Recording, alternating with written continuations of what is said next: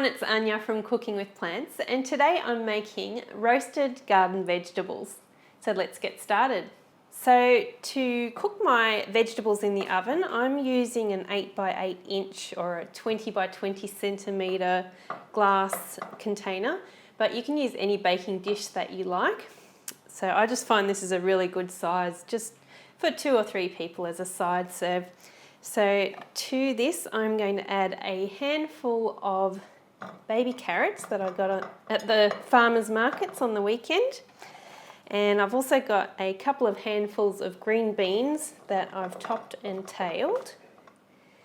To this, I'm also adding an onion that I've cut into eighths, just into wedges. I find the shape of the wedges, it just falls apart nicely once it's cooked. So I'll put those in, and I've also got about 15 cherry tomatoes that I've cut in half, and I'm going to put them on top. And I'm also adding a little bit of fresh thyme. You could put any herbs that you like, whether they're dried or fresh, up to you. And you could even add some extra things if you wanted to bake some mushrooms, or you could add in some fresh garlic as well, which would be really nice.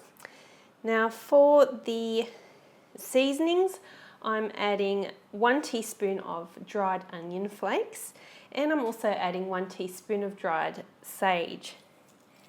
So I'll just add those in. And you can add salt and pepper and chili flakes if you like as well. These are all to taste. And I'm adding 1/4 teaspoon of chili flakes, 1/2 teaspoon of coarse Celtic sea salt, and about 1/8 teaspoon of ground fresh black pepper. To this, I'm also going to add 1 tablespoon of tamari. You could also use salt reduced soy sauce or Bragg's aminos, up to you what you like to use there. And I'm also adding 200 ml of vegetable stock. Okay, and this is ready to go in the oven. I will give it just a quick stir through just so those herbs don't dry out on top. I'll just get them down into the vegetable mix a little bit. And the tomatoes will release some moisture as well, so that's fine. These are now going into a preheated oven. I've preheated the oven at 180 degrees Celsius or about 360 degrees Fahrenheit. And I'll pop these in for about 15 to 20 minutes and then I'll check on them.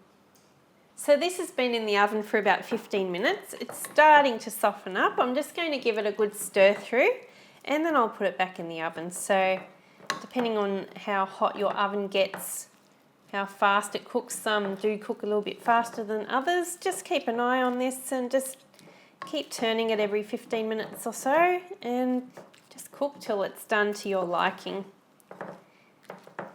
Okay, so this has actually been cooking for about an hour all up. I just gave the vegetables a good toss through every 15 minutes or so, and they've softened up nicely and all the juices have come out. So this is also, if you wanted to make a gravy out of this, a really good base for gravy, so you can just strain off any liquid and just thicken it up a little bit with some cornstarch if you like. But I like it a little bit runnier, and I just use the liquid from this with some mashed potatoes, and it's just a really simple, really tasty recipe. And I'm going to be sharing this with my husband for lunch today, and it smells so good. I can't wait to give this a try. So give this recipe a try and let me know what you think. Remember, you can always print my recipes on my website at CookingWithPlants.com, and I'd love to hear your feedback or send me some photos via Instagram or Facebook, all at Cooking with Plants, and I look forward to seeing you for the next recipe. Bye for now. Smells good.